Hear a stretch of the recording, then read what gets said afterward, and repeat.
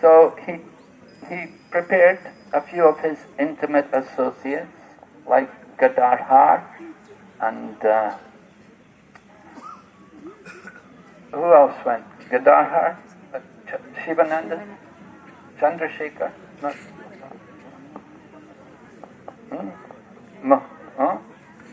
Mukund?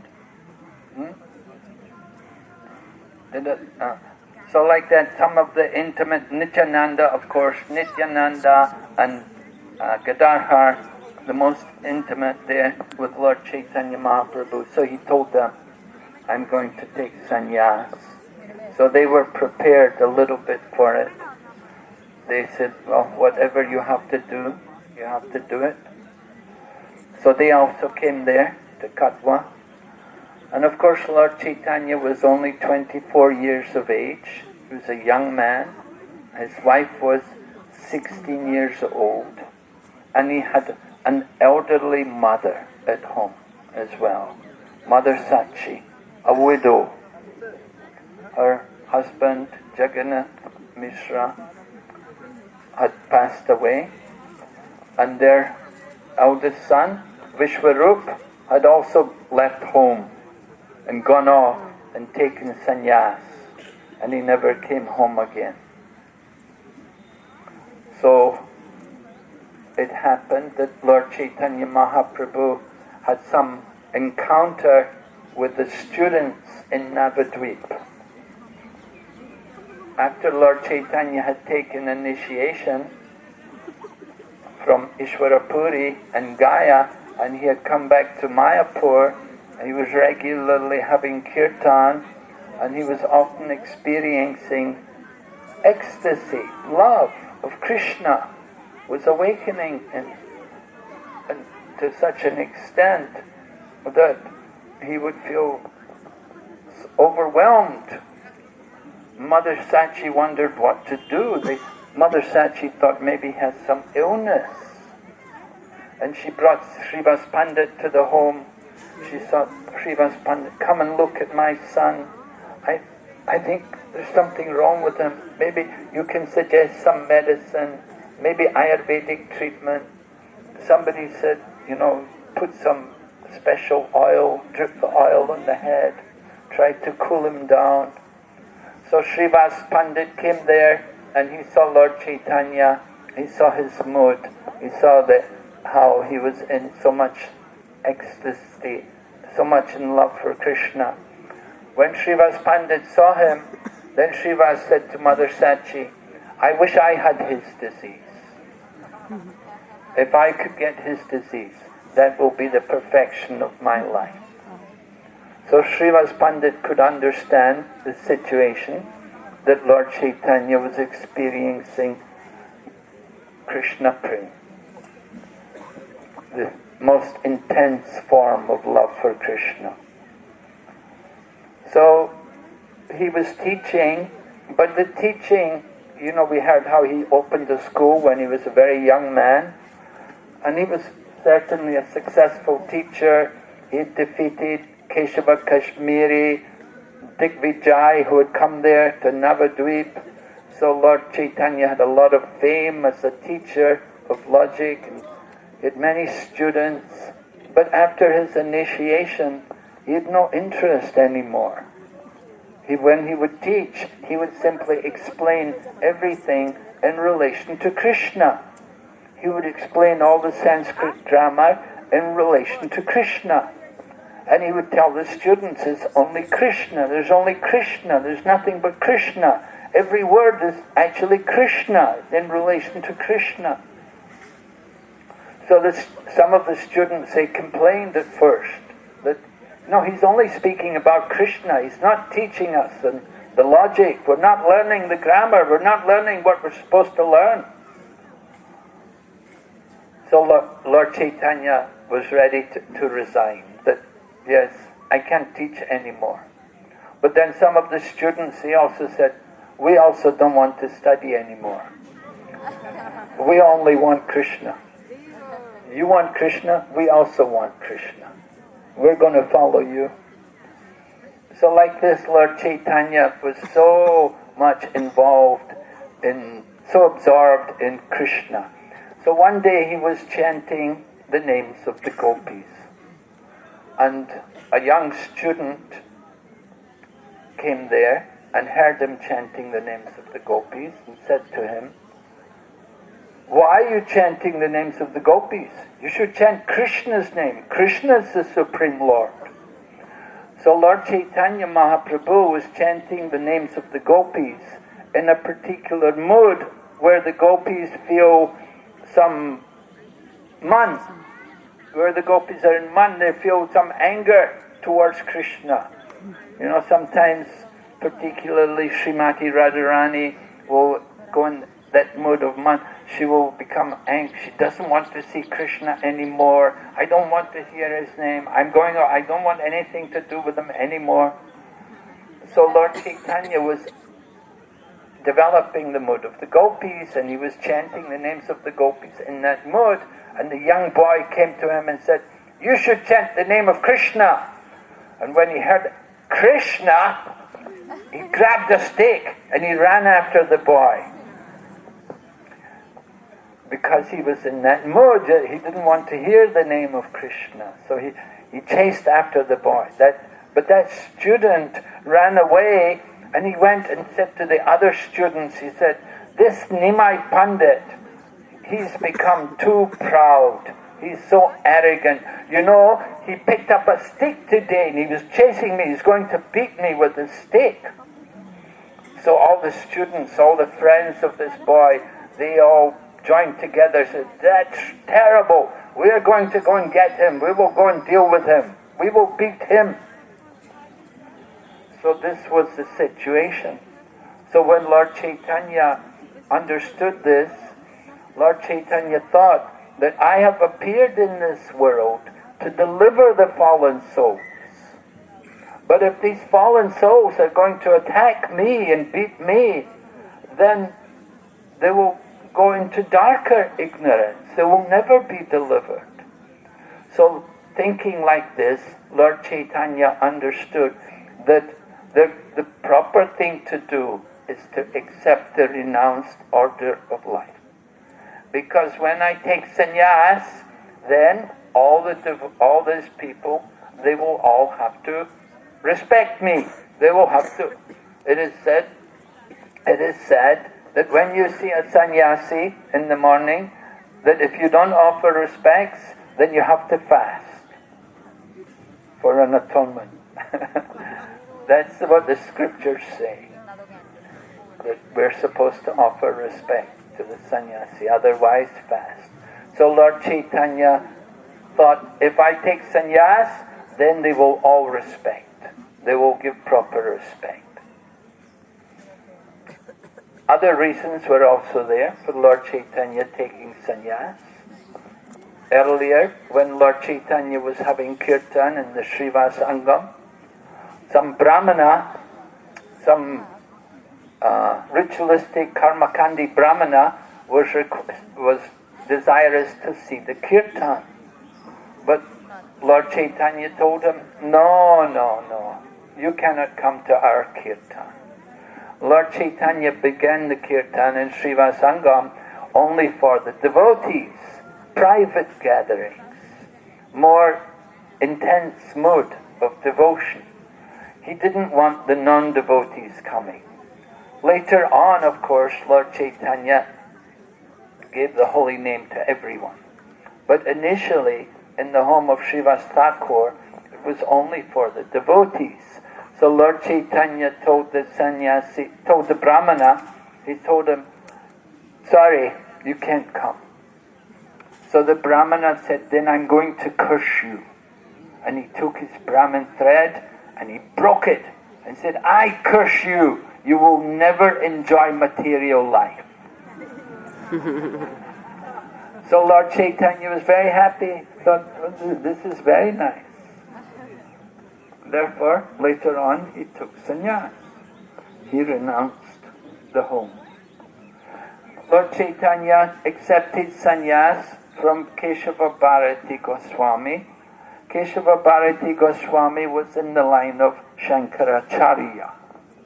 Now, Mayavadi sannyasis, when they renounce the world, when they become sannyasis, they take sannyas to become God, to become Narayan. You meet a Mayavadi sannyasi, you're supposed to say Namo Narayan.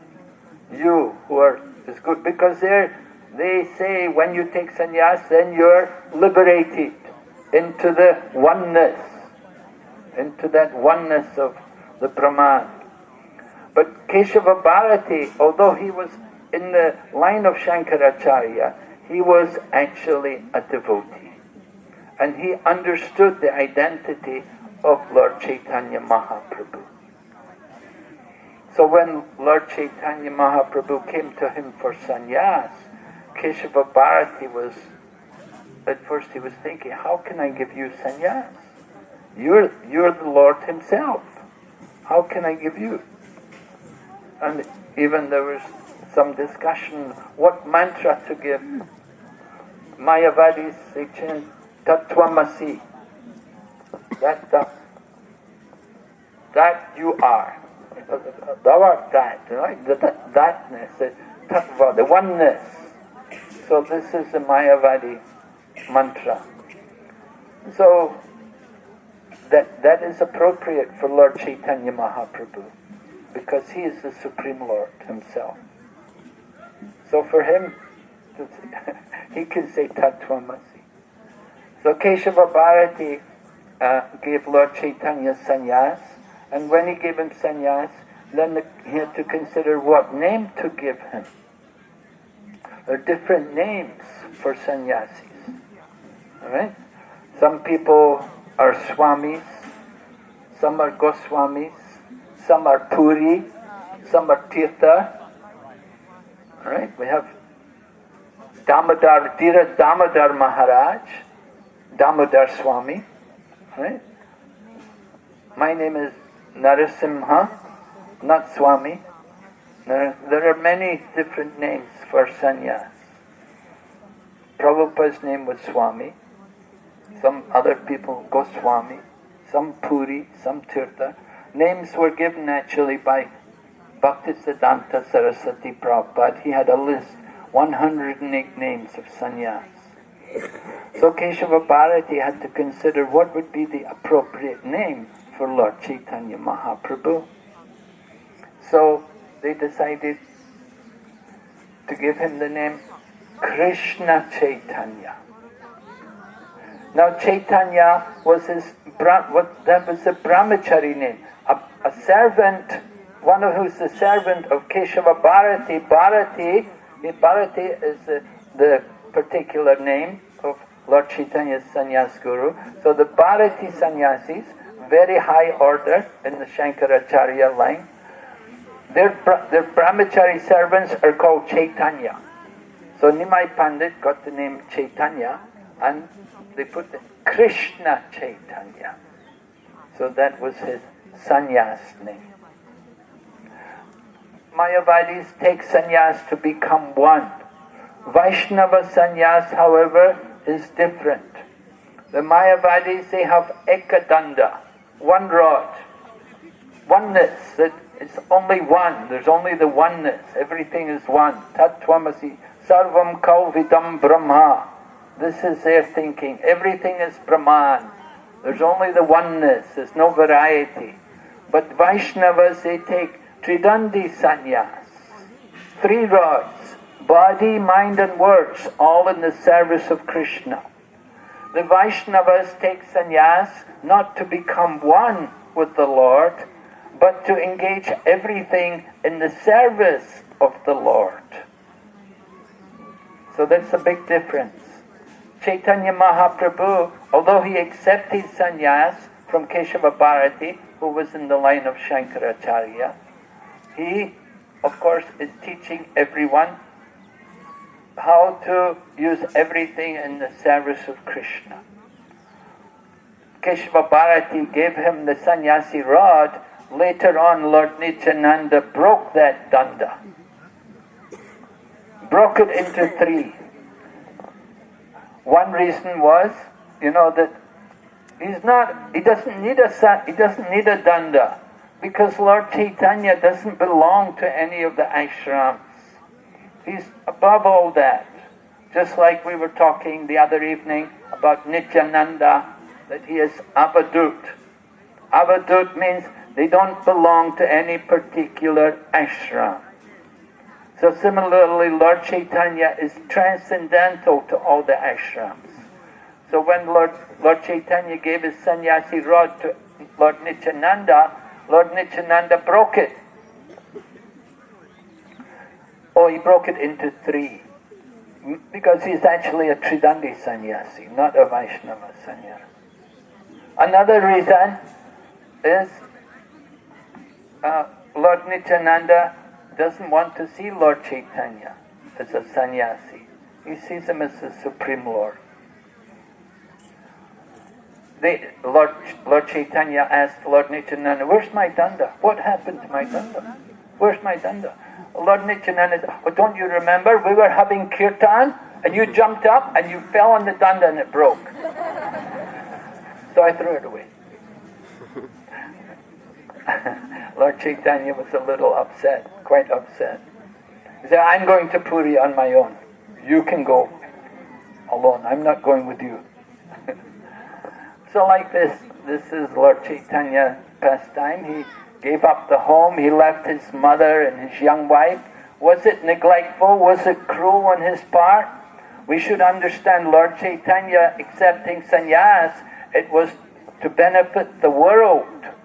If he could stay at home, then he can deliver his wife and he can deliver his mother. But by leaving home, he could deliver the whole world. What is more important? Right? Just like they asked Haridas Thakur that you chant the holy name so loudly. Why you chant so loud?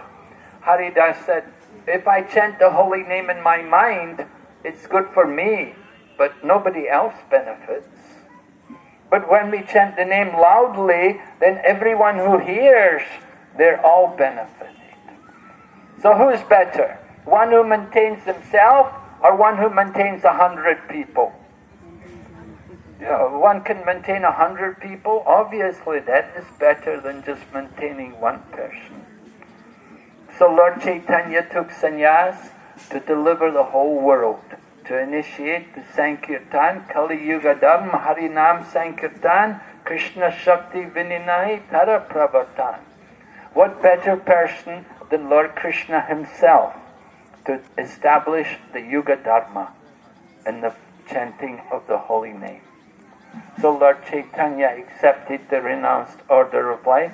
He left Mayapur from this place, went over to Katwa.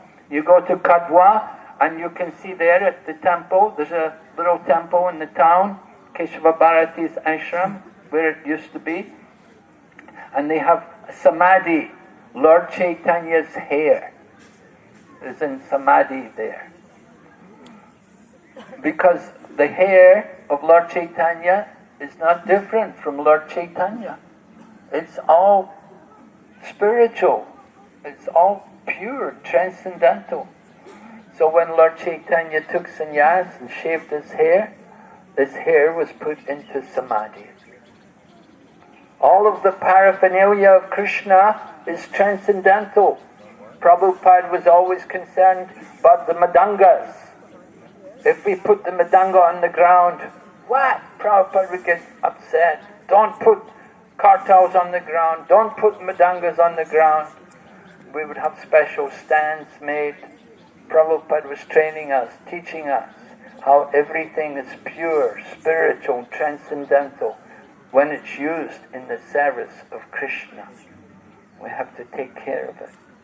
So even Lord Chaitanya's hair is very special. So this is a place of no mercy, but of course Lord Caitanya gave the greatest mercy. We say Mahabhadanaya, so it appears contradictory. Here's no mercy because he's